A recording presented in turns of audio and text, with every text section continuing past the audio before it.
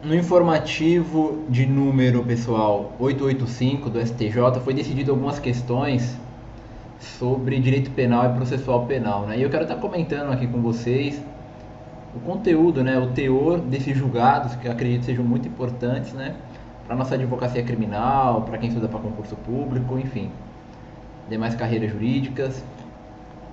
E a primeira decisão, pessoal, sobre penas restritivas de direito, vamos imaginar a seguinte situação. Você aí,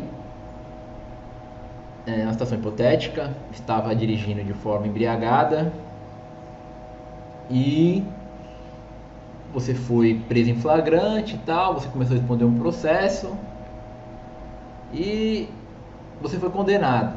Só que você foi condenado a uma prestação pecuniária. A uma prestação pecuniária, dinheiro, vai pagar dinheiro. O Ministério Público recorreu, você não recorreu. O Ministério Público recorreu, foi mantida no STJ essa decisão. E aí o Ministério Público entrou com um recurso especial para o STJ falando o seguinte: olha, essa pena restritiva de direito consistente na prestação pecuniária, em pagamento em dinheiro, ela é ilegal, porque no caso do CTB, que é o Código de Trânsito Brasileiro, o correto seria prestação de serviços à comunidade. Ali no artigo 312-A, pessoal, do Código de Trânsito Brasileiro, é estabelecido, né, para aquele que é condenado, por exemplo, na direção, com a capacidade psicomotora alterada, embriagado, enfim, há algumas penas já estabelecidas pela própria legislação, em que a pessoa cumprirá de determinada forma. Por exemplo, no caso você foi autuado, preso, por estar dirigindo embriagado. Então você vai prestar um serviço comunitário na onde? Em pronto-socorro, onde há pessoas que são atendidas por acidentes de veículo. Você vai em casas de reabilitação em que pessoas também são ali assistidas por terem algum tipo de deficiência, né? Sofreu um acidente, entendeu? Então, em face disso, para que você tome uma certa consciência do seu ato, né, de estar dirigindo embriagado, o Código de Trânsito Brasileiro já estabeleceu aquelas sanções previstas. E aí o juiz, quando ele dá a sentença e ele sanciona você com a prestação pecuniária, o STJ entendeu que essa decisão é ilegal. Ah, doutor, mas não seria ilegal isso, já que, podemos dizer assim, seria prejudicial ao réu? Não. Aqui nada mais é do que você aplicar a legislação. Se existe uma regra específica, que a gente entra aqui com o princípio da especialidade no direito penal, ou seja, existe o Código Penal, que é a nossa lei geral, digamos assim, né? E existem as legislações especiais, que no caso o Código de Trânsito Brasileiro é uma legislação extravagante especial, do que se extrai, portanto, que pelo princípio da especialidade, uma lei especial derroga uma lei geral. Por via de consequência, será aplicado aí o Código de Trânsito Brasileiro e não o Código Penal. Beleza, pessoal? Essa foi a primeira decisão que eu queria estar colocando aqui em pauta, tá? A segunda decisão são aqueles crimes contra a paz pública. Nós temos ali a associação criminosa, né, do artigo 288, que é a constituição ali de 3 ou mais pessoas, de forma estável e permanente, para praticar crimes indeterminados. Esse é o crime de associação criminosa. E no artigo 288-A, nós temos ali o crime de constituição de milícia privada, integrar, constituir, financiar, enfim, há diversos elementares ali que configuram, né, o crime de milícia privada. E o que foi decidido aí nessa questão? Vamos imaginar a seguinte situação: fulano, a polícia já estava investigando ele e ele é preso em flagrante. Nessa prisão é apreendido celulares, rádios comunicadores, arma de fogo, enfim, e a partir daquilo ali já se descobre, né? Porque a polícia já tinha indícios de que ele era uma pessoa que amedrontava a população, extorquia, enfim. Ele integrava uma organização criminosa voltada à prática, né, de extorsão, ou seja, a finalidade ali, né, de realmente criar um poder paralelo, digamos assim. Pois bem, o que acontece? Ele foi preso ali com arma de fogo, radiocomunicadores. Então ele já vai responder pelo crime de porte ilegal de arma de fogo ou posse irregular de arma de fogo. Vai depender ali das circunstâncias, como é que foi, evidentemente, delineado no caso específico. Mas se teve arma, vai responder também. Aí o que acontece? Ele respondeu, vamos imaginar que outro Correio respondeu. Mas esse outro Correio que respondeu com o Joaquim, esse Correio ele foi absolvido. Ele não foi condenado. Só o Joaquim foi condenado. E aí ele foi condenado também pela Constituição de milícia privada. Nesse caso, que a milícia privada, ela depende necessariamente de uma constituição por outros integrantes. É necessário que esses integrantes eles sejam identificados nominalmente. O STJ falou que não, pessoal. O STJ falou que não é necessário essa especificação, né, digamos assim.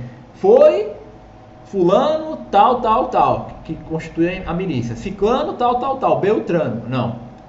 Você, pela narrativa fática, por exemplo, celular apreendido com conversas, extorsão, enfim, todas as circunstâncias é possível inferir de que havia uma organização criminosa estável e permanente. Daí que o STJ negou o habeas corpus da defesa, né, que queria ali a absolvição, por ausência das elementares de estabilidade e permanência, já que não foi identificado os outros indivíduos dessa milícia privada. O STJ falou que não é necessário a identificação nominal de todos os integrantes, mantendo a condenação. Tá bom, pessoal? Outro adendo, pessoal, que eu queria falar aqui sobre a lei antifacção, né, que é a lei o marco legal de combate ao crime organizado, né, que estabelece sanções duríssimas para aquelas pessoas que integram organizações criminosas de caráter ultraviolento, ou seja, facções criminosas, né? E essas organizações criminosas é uma forma especial de organização criminosa. Existe a organização criminosa ultraviolenta e existem as organizações criminosas comuns. Quando essa milícia privada constitui uma organização criminosa de caráter ultraviolento, ela integra ali também, podemos dizer assim, ela se enquadra na figura especial da lei antifacção, com penas ali de 20 a 40 anos, viu? A milícia privada comum, 4 a 8 anos. Agora, quando tem esse caráter ultraviolento, 20 a 40 anos, tá, pessoal? Então, fique esperto aí, você que pode integrar uma milícia, que você pode passar, vai nascer cabelo branco, hein, na cadeia, tá entendendo? Então é bom que a gente atenta à legislação. Agora, pessoal, avançando aqui nas discussões aqui do informativo 885 do STJ, a próxima decisão é sobre direito processual penal, o tema ação penal. E no caso aqui consistente no inquérito policial. Vamos imaginar a situação hipotética. Você está respondendo um inquérito ali, sendo investigado, e esse inquérito está demorando, ó. Demora, vai para lá, vai para cá. A autoridade policial, o Ministério Público ficam pedindo dilação de prazo, ou seja, requer mais 90 dias, requer mais 100 dias, e vai. E aí já se passaram vários anos, e ainda você ali sendo investigado, entendeu? E é um constrangimento, né? Você está respondendo um inquérito. É um constrangimento ilegal, essa demora injustificada. E aí passa o tempo, o Ministério Público te denuncia, depois de muito tempo. E aí você contrata um advogado para estar se defendendo, o advogado ele alega o quê? A ausência de justa causa na ação penal, não pela ausência de indícios, né, de materialidade, a prova da materialidade e a ausência de indício de autoria, não. Ele justifica a rejeição da denúncia, pede a rejeição da denúncia, pelo constrangimento ilegal, pela ausência de um prazo justificado para a conclusão do inquérito. A demora injustificada comprometeu toda a ação penal, o STJ falou. Portanto, o STJ, essa questão chegou lá no STJ, o STJ falou que a demora injustificada e prolongada do inquérito policial enseja o não recebimento da denúncia. Portanto, se você aí, autoridade policial, está demorando demais para relatar o inquérito, ou seja, indiciar a pessoa, o Ministério Público está demorando demais para oferecer a denúncia, saiba que essa ação penal ela pode não prosperar. Por quê? Porque demorou demais. Claro que existem duas situações diferentes aqui que a gente tem que pontuar. O encerramento do inquérito, um habeas corpus para trancar um inquérito policial. Se quer ouvir denúncia, você já entra com um habeas corpus para trancar o inquérito policial porque está demorando demais. Outra coisa, teve o inquérito, teve a denúncia e aí o juiz vai receber ou não essa denúncia. Veja, teve a denúncia. Às vezes o inquérito não vai ter a denúncia. E a demora injustificada e prolongada também é ilegal. Mas mesmo que tenha a denúncia, também pode ser ilegal. Foi o que o STJ falou e concordei sobremaneira. Muito relevante essa decisão do ponto de vista jurídico, do ponto de vista ético, porque os órgãos de persecução penal, que no caso é a polícia, eles têm que ter uma certa responsabilidade na condução desse inquérito, porque é muito sofrimento, né, para a pessoa que está ali respondendo o inquérito. Ah, mas você não está sendo acusado de nada, é só uma investigação, para que todo esse sarauê, né? Pode pensar, não, pessoal. Você já sendo investigado já pode ser uma situação muito preocupante do ponto de vista psicológico daquela pessoa, entendeu? Então a gente tem que estar atento a isso aí. O advogado, quando ele se depara com esse tipo de situação, ele não pode deixar passar. Ele tem que realmente buscar os direitos do cliente. Tá bom, pessoal? Avançando, pessoal, a próxima decisão que eu quero falar aqui é sobre prisão domiciliar. Você aí, mãe, gestante, responsável de filho com deficiência, menor de 12 anos, saiba que você tem direito à prisão domiciliar, independentemente se a criança precisa ou não de você. Ah, tem uma avó, não interessa. Você tem direito à prisão domiciliar desde que o crime não seja cometido contra a própria criança e não tenha violência ou grave ameaça. Você tem direito à prisão domiciliar. Ah, doutor, mas o crime foi cometido... Por exemplo, a pessoa mora aqui em São Paulo e ela foi cometer o crime de tráfico de drogas lá na Bahia. Tráfico interestadual, ela foi levar a droga dentro de um ônibus. E quer prisão domiciliar, sendo que ela não estava nem com as crianças, passou 3, 4 dias fora de casa. Você, independentemente disso, tem direito à prisão domiciliar. Não se exige o requisito da imprescindibilidade, o STJ falou ali na sua 6ª turma. Há decisões ali da 5ª turma que precisa, né, demonstrar. O STJ falou, olha, o requisito da imprescindibilidade, ou seja, tem que demonstrar que a criança precisa da mãe, que não tem outra pessoa, é só no caso da execução penal. Ou seja, você já foi condenada, você respondeu ao processo e aí chegou lá na execução. Aí sim você vai ter que demonstrar que a criança precisa de você, só na execução. Quando você está respondendo ao processo, o STJ falou que não, que a genitora, o responsável com pessoa com deficiência, não precisa demonstrar a imprescindibilidade. Tá, pessoal? Então vamos ficar atentos aí quando a gente estiver advogando, tá bom? Para fazer esse tipo de pedido. O juiz coloca lá, ah, a mãe não demonstrou que a criança precisa dela necessariamente. Ah, tem uma avó que está nos cuidados, tem um tio.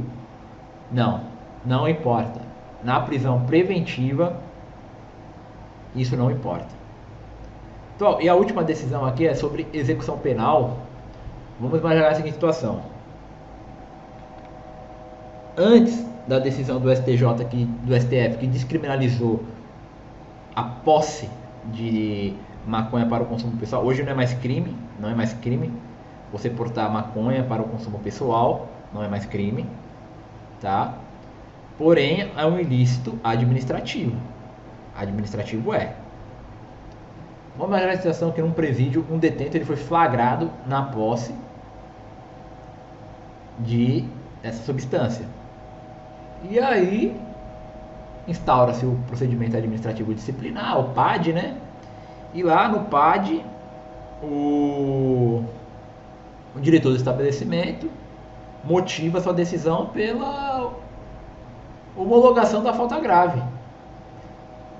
Por quê? Pela constituição de crime doloso. Você praticar crime doloso constitui falta grave. E crime doloso por quê? A posse dessa substância antes da decisão do STF era considerada crime. Era crime você portar, mesmo para consumo pessoal.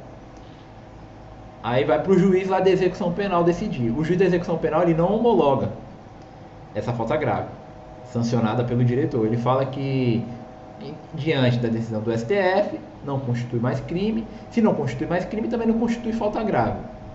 E absolve a pessoa ali dessa posse, né? O Ministério Público, inconformado e resignado, recorre. O TJ, Tribunal de Justiça, mantém a decisão e essa decisão e esse tema chega lá no STJ. O que o STJ fez? O STJ falou: não, isso aí é falta grave mesmo. Mas não é falta grave por ser crime, mas é falta grave por violar a disciplina e subverter a ordem do presídio. Ora, é ilícito administrativo. E a falta grave é uma sanção administrativa. Se o STF falou que, embora não seja mais crime você portar essa substância, né, para consumo pessoal, porém, ainda é mantida a conduta sancionatória administrativa. Se assim o é, logo é falta grave. Você cometeu falta grave, porque você não respeitou os deveres ali como um reeducando.